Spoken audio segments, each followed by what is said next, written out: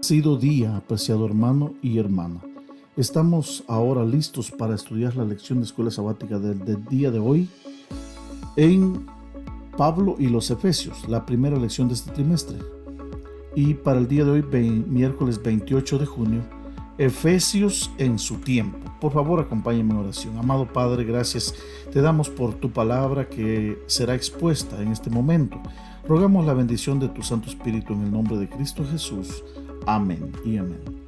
Bien, mis apreciados amigos y hermanos, ¿cómo comienza y termina Pablo su carta a los creyentes de Éfeso? ¿Qué aprendemos acerca de sus deseos más profundos para ellos? Leamos por favor Efesios 1, 1 y 2. Pablo, apóstol de Jesucristo, por voluntad de Dios, a los santos y fieles en Cristo Jesús que están en Éfeso. Gracia y paz a vosotros de Dios nuestro Padre y del Señor Jesucristo.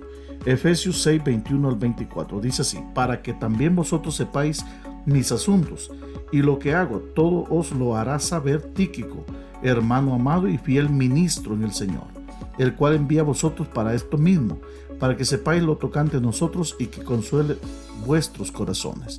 Paz sea a los hermanos y amor con fe, de Dios Padre y del Señor Jesucristo. La gracia sea con todos los que aman a nuestro Señor Jesucristo con amor inalterable. Amén. Al comienzo de la carta, Pablo se identifica como el autor. Así lo dice Efesios 1:1. Hacia la mitad de la carta, Pablo nuevamente se identifica por nombre y se etiqueta como prisionero de Cristo Jesús por amor a ustedes los gentiles. Efesios 3:1. Lo que introduce una reflexión personal sobre su trabajo como apóstol, mencionado en Efesios 3:1 al 13. Hacia el final de la carta nuevamente se refiere a su encarcelamiento en Efesios 6:20 y concluye con las palabras personales de Efesios 6:21 y 22. Si bien algunos eruditos niegan que la carta haya sido escrita por Pablo, es importante notar que la epístola claramente establece a Pablo como su autor. La mayoría de los cristianos acepta, y con razón, que Pablo es el autor de esta carta. ¿En qué sentido se preocupa Pablo por el efecto que tendrá su encarcelamiento en los creyentes en Éfeso? Leamos Efesios 3:13. Por lo cual pido que no desmayéis a causa de mis tribulaciones, vosotros, las cuales son vuestra gloria. Efesios parece compartir el mismo tiempo y circunstancias generales con otras cartas que Pablo escribe desde la prisión, por ejemplo Colosenses, vemos Colosenses 4, 7 y 8 y Filemón. Además parece haber pasado un tiempo considerable desde que Pablo ministró en Éfeso. Probablemente Pablo haya escrito Efesios en una prisión de Roma alrededor del año 62 después de Cristo.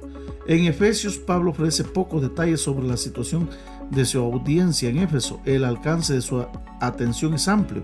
Aborda un gran lapso, comenzando con las decisiones de Dios tomadas antes de la creación del mundo. Efesios 1:4, y reflexiona ampliamente sobre los grandes temas de la salvación de Dios ofrecida en Cristo. Al hacerlo, la carta exhibe un estilo literario exaltado con oraciones largas, expresiones repetitivas y metáforas desarrolladas. Pablo utiliza ese estilo en otras partes, por ejemplo en Romanos 8:31 al 34, pero se concentra en Efesios, que presenta una gran cantidad de expresiones de alabanza, oración y adoración. Efesios 1:3 al 14, 15 al 23, 3:14 al 21, y ofrece pasajes sumamente retóricos y cuidadosamente elaborados.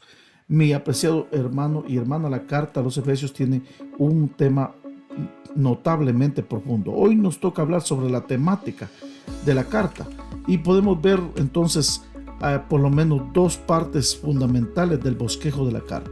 Primero, la sección doctrinal y segundo, la sección práctica. En la sección doctrinal encontramos entonces la bendición que va del capítulo 1, versículos 3 al 14. Bendito sea el Dios y Padre de nuestro Señor Jesucristo, que nos bendijo con toda bendición espiritual en los lugares celestiales en Cristo. Qué bendición más especial, una bendición totalmente teológica y también doctrinal. Y luego el segundo aspecto de la sección doctrinal es la oración por la iglesia. Del capítulo 1, versículos 15 al 23 dice: no ceso de dar gracias por vosotros, haciendo memoria de vosotros en mis oraciones. Capítulo 1, versículo 16. Tercer aspecto o parte de la sección doctrinal es la unidad de judíos y gentiles, que van de los capítulos 2, versículos 1 al 22. Y en el versículo 14 está el corazón de esta sección, que dice: porque Él es nuestra paz, que de ambos pueblos hizo uno, derribando la pared intermedia de separación. Terminando esta sección doctrinal, podemos encontrar la revelación del misterio de Cristo, que va de los capítulos 3, 1, versículos 1 al 21. El versículo 19 es el corazón de este trozo de la carta, y dice: y de conocer el amor de Cristo que excede a todo conocimiento, para que sea lleno de toda la plenitud de Dios. Esta carta tiene un bosquejo especial. La primera sección es doctrinal, que tiene una bendición, la oración por la iglesia, a la unidad de judíos y gentiles, y la revelación del misterio de Cristo, que entra en el aspecto doctrinal, la cristología de la carta. Luego, en la sección práctica, que van de los capítulos 4 al 6, encontramos la unidad por medio de los dones. Los dones son parte de la sección práctica de la carta, y el corazón de esta sección de la unidad por medio de los dones se encuentra en Efesios 4:12, el cual dice: a fin de perfeccionar a los santos para la obra del ministerio, para la edificación del cuerpo de Cristo. Dentro de la sección práctica, la segunda parte habla acerca del cambio de vida, capítulos 4, 17 al capítulo 5, versículo 21, y el corazón de esta sección es capítulo 4, versículo 22, el cual dice: en cuanto a la pasada manera de vivir, despojaos del viejo hombre, que está vinculado conforme a los deseos engañosos. La tercera parte de esta sección práctica es el cristianismo en el hogar, que van de los capítulos 5, 22 al capítulo 6, versículo 9. Por lo demás, cada uno de vosotros ame también a su mujer como a sí mismo, y la mujer respete a su marido. Capítulo 5, versículo 33.